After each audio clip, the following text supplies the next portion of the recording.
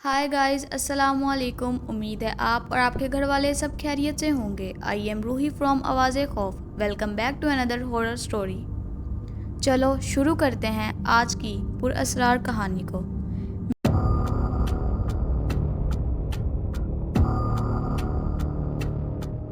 मेरा नाम आयशा है।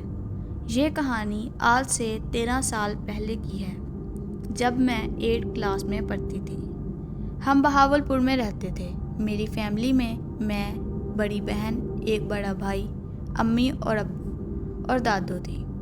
हमारा घर कुछ पुराने तर्ज का बना हुआ था। खुला सहन, एक कितार में कमरे और सहन में बड़ा सा दरख्त। उस घर में मेरे और मेरे घर वालों के साथ बहुत से पुरअसरार वाक़यात हुए, जिनमें से कुछ मैं आज शेयर करना चाहती हूँ।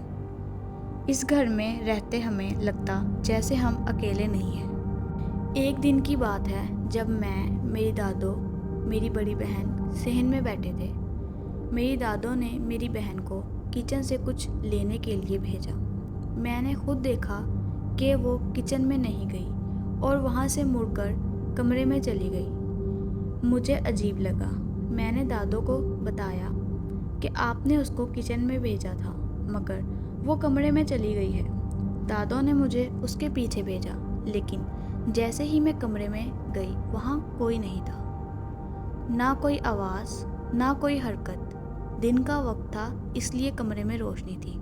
हमारे कमरे में एक छोटा सा और कमरा बना हुआ था, जिसको आमतौर पर स्टोर कहा जाता है, और हम भी इसे स्टोर के तौर पर यूज़ करते थे।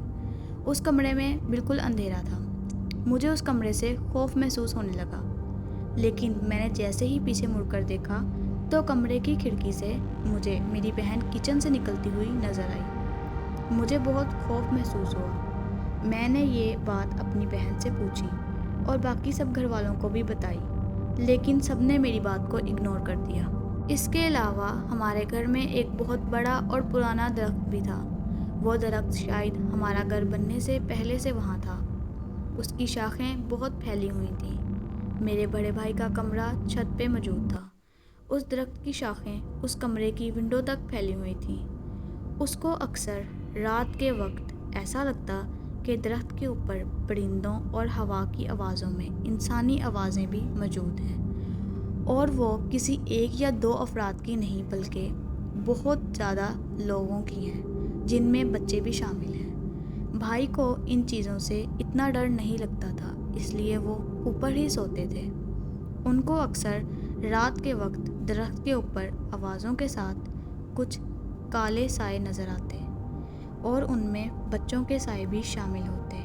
जब वो इन चीज़ों को इग्नोर करता और सोने की कोशिश करता, तो ये चीज़ें उसको और भी ज़्यादा तंग करती।